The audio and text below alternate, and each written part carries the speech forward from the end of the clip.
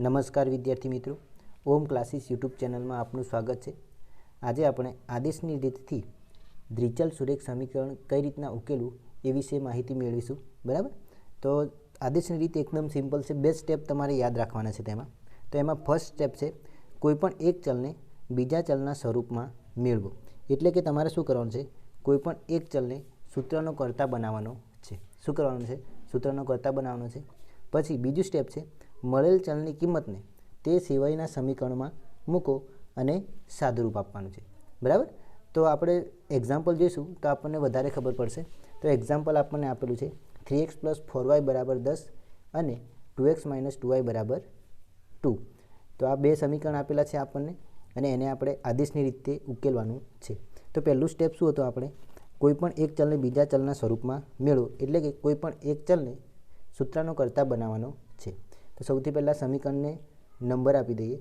તો આને નામ આપો સમીકરણ 1 અને 2। તો તમને અનુકૂળ લાગે એ ચલને તમે સૂત્રનો કર્તા બનાવી શકો છો। તો અહીંયા 2x - 2y = 2 છે, તો એના પરથી આપણે xને સૂત્રનો કર્તા બનાવીએ।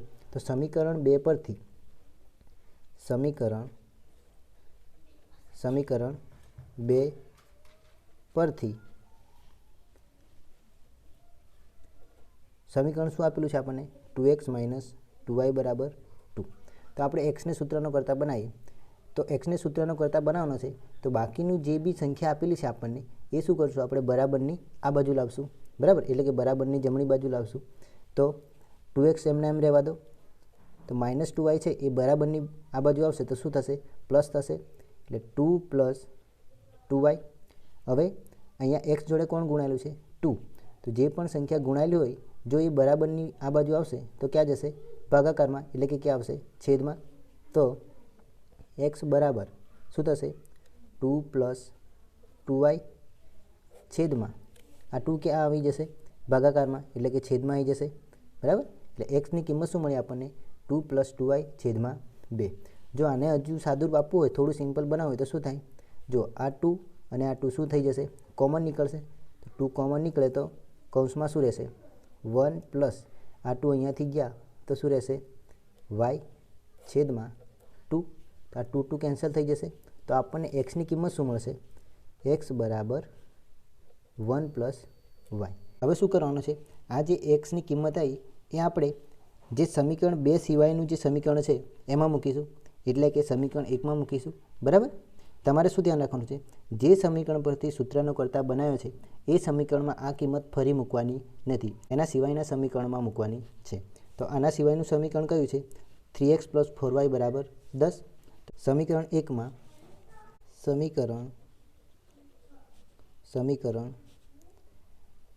1માં x બરાબર 1 + y મૂકતા, તો xની કિંમત સમીકરણ 1માં મૂકીએ તો સમીકરણ 1 શું છે આપણું? સમીકરણ 1 છે 3x + 4y = 10। તો જ્યાં પણ આપણને x દેખાય છે ત્યાં શું મૂકી દેવાનું છે આપણે? 1 + y। તો 3 xની જગ્યાએ શું મૂકવાનું છે? 1 + y + 4y = 10। હવે આ 3 અંદર ગુણાશે, 3 × 3 પ્લસ અને ફરી 3 પાછા y જોડે પણ ગુણાશે, એટલે 3y। અહીંયા આપણે કયો નિયમ ઉપયોગ કરીએ? વિભાજનનો નિયમ। બરાબર, અહીં પ્લસ 4y = 10। હવે y વાળાનો શું થશે? સરવાળો, અને આ 3 ક્યાં જશે? બરાબરની આ બાજુ। બરાબર, તો સૌથી પહેલાં સાદુરૂપ આપીએ। 3 + 3y + 4y કેટલા થશે? 7y = 10। હવે આપણે કોની કિંમત જોઈએ છે? yની।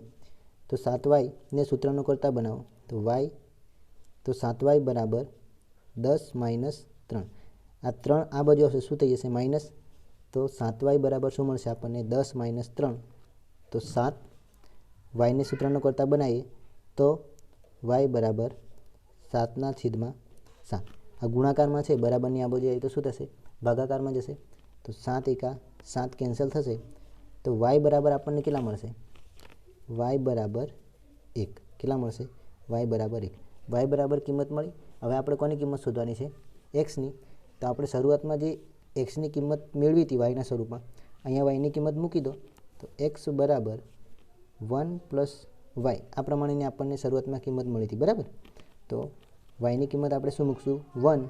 તો 1 પ્લસ 1 તો એક્સ બરાબર આપણને કેટલા મળશે? 2, બરાબર. સિમ્પલ જ છે આદર્શની રીત. સૌથી પહેલાં કોઈ પણ એક ચલને શું કરવાનું છે? તમારે સૂત્રનો કર્તા બનાવવાનો છે અને એ ચલની કિંમત એના સિવાયના સમીકરણમાં મૂકવાની છે અને સાદુરૂપ આપવાનું છે, બરાબર.